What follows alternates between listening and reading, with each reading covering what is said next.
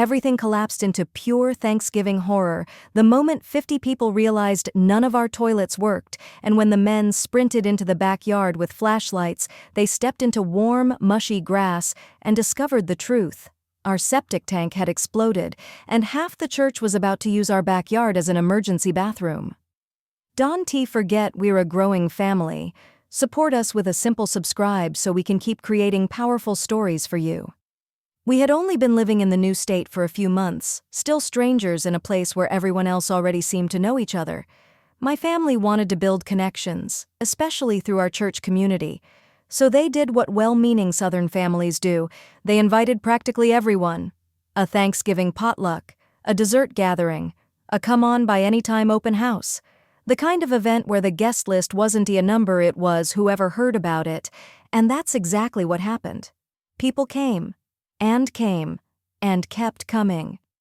By early evening, our house was overflowing. There were familiar faces, unfamiliar faces, church friends, neighbors, people who heard from someone that there might be pie. It was a tidal wave of humanity filing through our front door with casserole dishes, pies covered in foil, and smiles that stretched wide because nobody turns down a Thanksgiving invitation in the South. And we weren't just hosting church friends, we also had 3 entire family units staying with us from out of town. That meant cousins, parents, siblings, nieces, nephews, around 10 extra people living in the house for the long weekend, air mattresses everywhere, bags tucked into corners, luggage spilling out of bedrooms. It looked like an airport terminal mixed with a buffet line. By the time dessert rolled around, we probably had 40 to 50 people circulating through the house, kids running in circles, adults laughing in the kitchen, people chatting in the living room and nibbling on leftover stuffing. It felt warm, chaotic, loud, and joyful, the kind of Thanksgiving memory people cherish. Until the warning arrived. Someone emerged from the hallway bathroom, pale, holding the doorknob like it had tried to bite them. They called for my parents, speaking in a hushed but urgent tone that didn't match the holiday cheer in the air. "The toilet won't flush," they said. "Ivy tried plunging it, but nothing is happening." My mom blinked. My dad frowned. They exchanged that married couple telepathic look that means this is inconvenient but manageable. After all, toilets clog. It happens, especially when hosting enough people to populate a small town. But then someone else came from the master bathroom. "Hey, your toilet won't flush either," followed by someone else from the upstairs bathroom. "And ours isn't flushing." Then someone from the guest bathroom, mine's backing up. Then more voices, more concern. The panic began to ripple through the crowd. Kids needed to go. Adults were confused. Water wasn't moving. Toilets were filling instead of draining. My dad tried to stay calm. Okay, he said, hands up. "We'll figure it out." But this wasn't a clog anymore. This was something worse. Something bigger. Something lurking beneath the surface, literally. My mom whispered, "It's the whole house." And that is when the men concerned, uncles, handy church members, friendly neighbors, sprang into action like an emergency response team. The South might struggle with many things, but assembling a spontaneous crew of determined middle-aged men ready to fix household disasters is not one of them. Flashlights, toolkits, phones with YouTube tutorials, 3 guys pacing around like detectives, 2 more investigating pipes, others checking sinks, showers, anything with plumbing. It was Thanksgiving night MacGyver madness. One man yelled, "Check the clean-out pipe." Another said, "It could be a pressure issue." Someone else looked grave and muttered, "Lord help us if it's the septic." My stomach dropped. We lived in the country. We had a septic system, a tired, overworked, unsuspecting septic system, one that had never in its wildest dreams expected 50 people using multiple toilets in a single night. The men charged into the backyard with their flashlights slicing through the darkness. The kids hovered near the windows, watching them like they were superheroes embarking on a mission to save Thanksgiving. Mothers tried to keep the chaos indoors under control. My dad led the troop to the far corner of the yard where the septic tank sat buried beneath the ground. That S when they noticed the ground. Wet, warm, mushy. It squished under their boots like they were stepping on soaked bread. One man leaned down with his flashlight and whispered the words that officially ended the holiday. "Oh, it is leaking."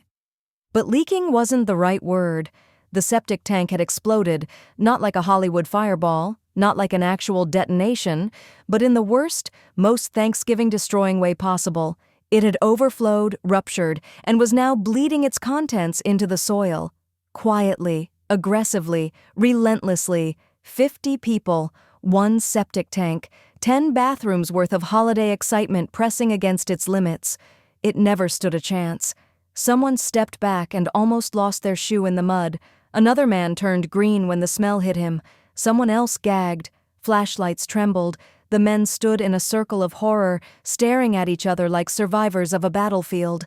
Meanwhile, inside the house, no toilets were working. None, not a single one. And that meant only one thing. Emergency measures had to be enacted. My dad stepped inside with the heavy heart of a man bearing devastating news. He called for the family, then the guests. Everyone gathered, murmuring, worried. He cleared his throat. The septic tank exploded," he announced. Complete silence. Then, "What? What do you mean exploded? You're joking." "Oh Lord, how long will it take to fix?" My dad winced. "They can come until tomorrow afternoon." And that S when the true Thanksgiving chaos began. People of all ages started realizing something. They needed to go. Kids? Immediate emergencies. Grown-ups? Panicked, shifting and squeezing legs together. Old folks? Already forming lines, asking for solutions. And the solution? The only solution? Behind the shed. Yes, behind the shed. My mom and a few church ladies scrambled to build crude privacy barriers, sheets hung over ropes, cardboard wedged between objects, coats acting as makeshift walls. They created 2 sections, one for men, one for women. A line formed instantly. Children were marched across the yard by frantic parents holding flashlights. Adults shuffled quietly, ashamed but desperate. People apologized to each other like they were boarding lifeboats on a sinking ship. I imagine my neighbors looked out their windows and saw shadows moving behind our shed, flickering lights, crouched silhouettes, and probably assumed we had joined a cult. And this would have been bad enough with just guests. But remember, we still had 10 people staying with us until the weekend, and the septic guy wasn't coming until midday Friday, which meant dozens of post-feast emergencies, no toilets, no plumbing, no escape, just the backyard, just the shed. By the morning, it looked like an entire population had migrated behind that poor structure and left a disaster zone in their wake. The back of the shed wasn't just used, it was destroyed. Thanksgiving had become a survival exercise, a primitive camp, a humbling reminder that humanity had not evolved as much as we thought. And that was how our first Thanksgiving in our new state became the night the septic tank exploded and 50 people had bowel movements all over our backyard. People kept coming out of the house in small groups with the kind of shuffling, embarrassed walk you see when people are trying to pretend they were not going to do what they are absolutely going to do. Moms holding toddlers with panicked looks, dads walking stiffly, gripping their stomachs. Teenagers refusing to make eye contact with anyone as they disappeared behind the shed with a flashlight and the haunted dignity of someone whose soul had just cracked.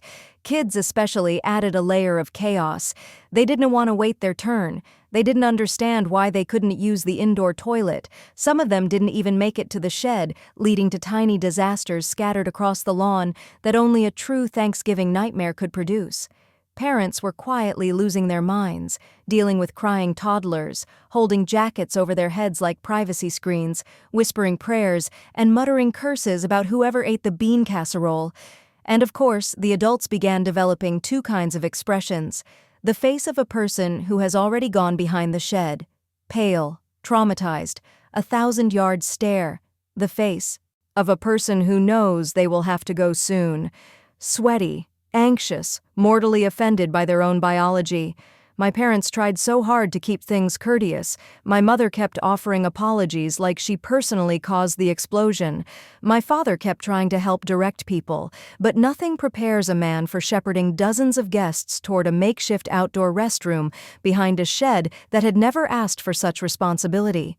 One of the visiting relatives, a stoic, unflappable uncle, stepped outside, looked toward the gathering line, sighed deeply and muttered, "I did not survive 2 hurricanes just to end up here tonight." Then he trudged toward the shed like a soldier accepting his fate. The churchmen, who had originally assembled as a heroic plumbing task force, ended up becoming bathroom ushers. One took control of the flashlight traffic. One guarded the family dog so it wouldn't investigate forbidden areas. Another kept muttering engineering theories about soil saturation and hydrostatic pressure, like knowing the science would protect his dignity. It did not. Inside the house, every sink, every toilet, every drain was officially off-limits. Signs were placed, tape was used, doors were shut.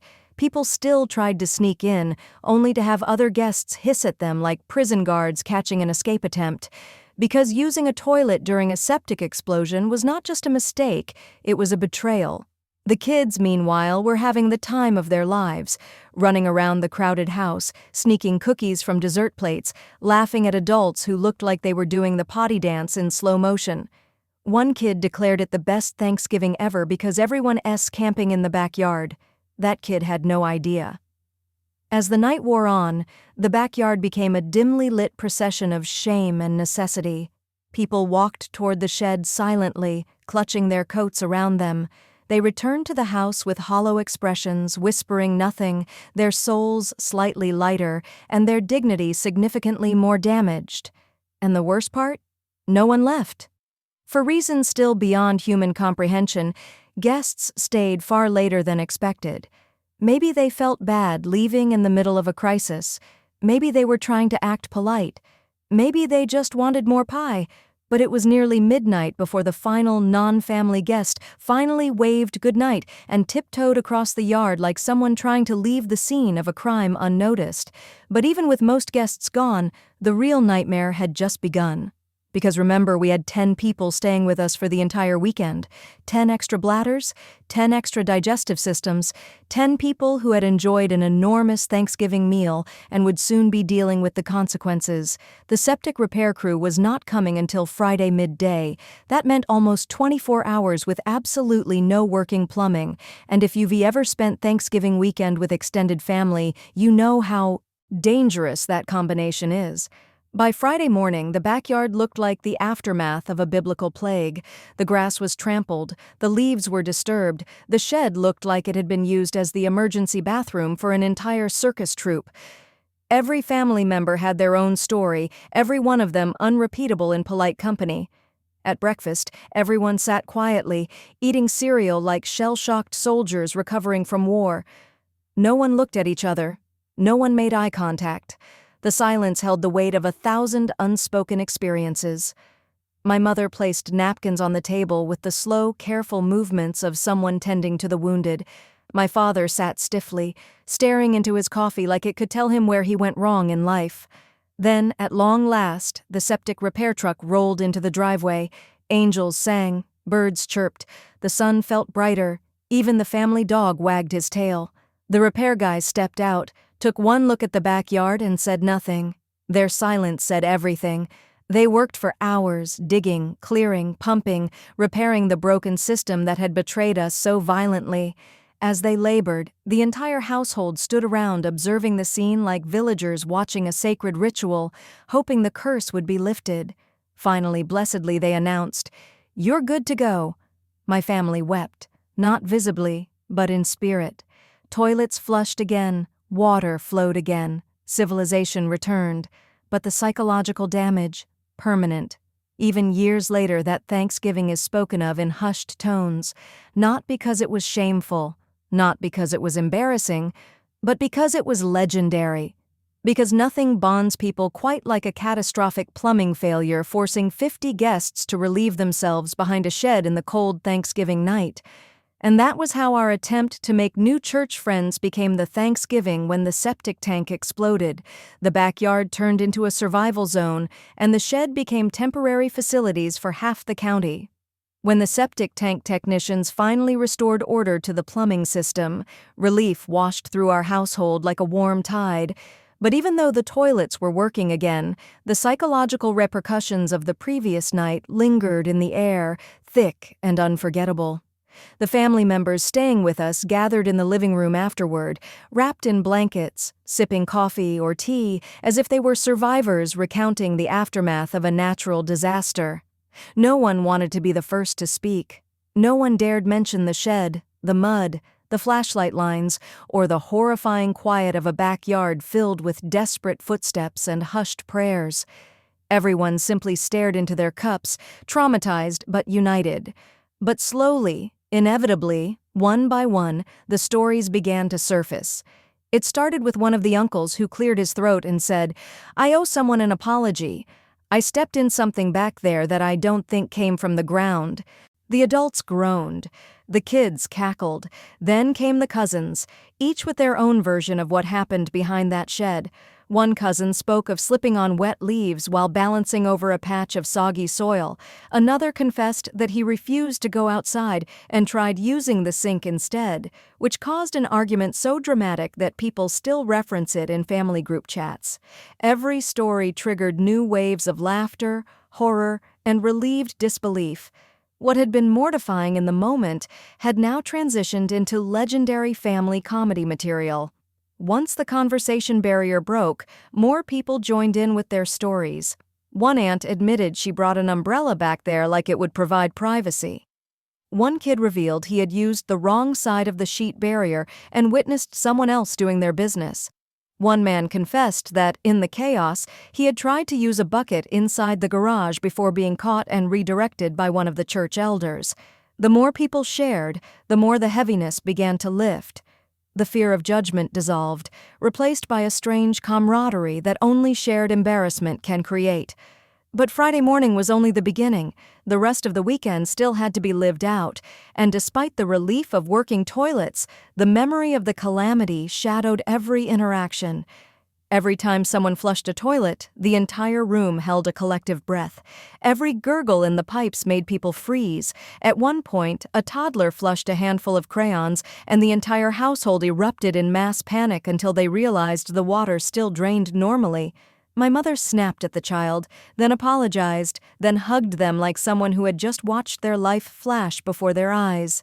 As the hours passed, the trauma softened into humor, and humor softened into genuine bonding. Even the visiting relatives, some who had never met the others before the disastrous holiday, found themselves becoming unexpectedly close. Shared suffering has that effect, and in our case, the suffering was technically shared bowel emergencies, which is possibly the strangest but most effective bonding scenario imaginable. By Friday evening, people were laughing again, eating leftovers, and sharing over-the-top reenactments of the backyard bathroom line. The men in particular embellished every detail of their nighttime investigation. They described their flashlight-led march into the yard like it had been a military expedition. One man claimed he had heard the earth breathing. Another insisted he had been the first to realize the septic tank had burst because he felt the ground pulse beneath his boots. My father rolled his eyes at this dramatic retelling, but he also didn't correct anyone. The way the men told it, they had saved the entire household from drowning in catastrophe, even though the truth was that all they had done was stare at swampy soil and gag together. As night fell again, my family finally had a quiet moment to themselves. The visiting relatives had gone to bed early, exhausted from the emotional roller coaster. The house was still. The backyard, though still bearing the scars of the previous night's events, seemed peaceful. My father stood by the window drinking coffee as he stared into the yard with the solemnity of a man who had witnessed something unholy. My mother placed a hand on his arm and whispered, "It's over now." He nodded, but his eyes remained distant. No one forgets the moment when their backyard becomes an emergency bathroom for 50 people. Saturday morning brought a strange shift in energy. Everyone woke up feeling lighter, almost punchy with relief. Laughing came easily now. Even the older relatives found themselves telling jokes about the incident. One grandparent said, "Well, at least we know we were all regular," which sent the room into hysterics. By lunchtime, everyone was fully leaning into the comedy of it all. The worst was over, the plumbing worked, the guests were happy, and despite the chaos, everyone genuinely felt closer than they had before. But Sunday was the day people went back to church, which meant attending service with the same people who had watched our backyard become a primitive bathroom zone. Walking into the sanctuary felt like stepping into a courtroom trial where everyone knew the evidence of your sins was still visible behind your shed. My family entered quietly, hoping to blend in. That did not happen. The first person to spot us was one of the men from the nighttime mission. He grinned and attempted to salute my father. Others followed, nodding with the solemn respect given to veterans. Some of the church ladies walked over to my mother with sympathetic pats on the shoulder. But the children had no filter whatsoever. One little boy pointed at my sister and shouted, "We pooped in your yard!" which triggered uproarious laughter from the nearby pews and mortification from my family. During announcements, the pastor welcomed visiting families, thanked everyone for the potluck participation, and then added with a meaningful pause, "We hope everyone's plumbing stays blessed this holiday season." The congregation cracked up. My family wanted to sink into the floor. But beneath the humor was something unexpected, something warm and oddly touching. People weren't whispering out of mockery. They weren't laughing in cruelty. They were laughing because all of us had lived through the same unforgettable, uncomfortable, unbelievable night. It was a shared memory now, woven into the community forever, a story that would be retold for decades, long after the details blurred, long after the shed was repainted, long after the septic tank was reinforced with enough upgrades to withstand the population of a small city. When the weekend finally ended and the last of the visiting relatives packed up and left, the house fell silent for the first time in days. The air felt light, clean, normal. No more lines behind the shed, no more frantic flashlight trips, no more whispered confessions about what had happened in the dark. My family wandered through the house inspecting the sinks, flushing toilets just because they could, appreciating plumbing in a way they never had before. That night, as we sat around the living room eating leftover pie, my dad said, "Well, if they didn't like us before, they sure know us now." My mother laughed so hard she had to put her plate down.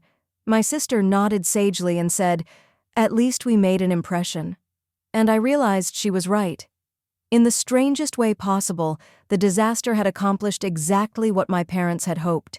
It built community.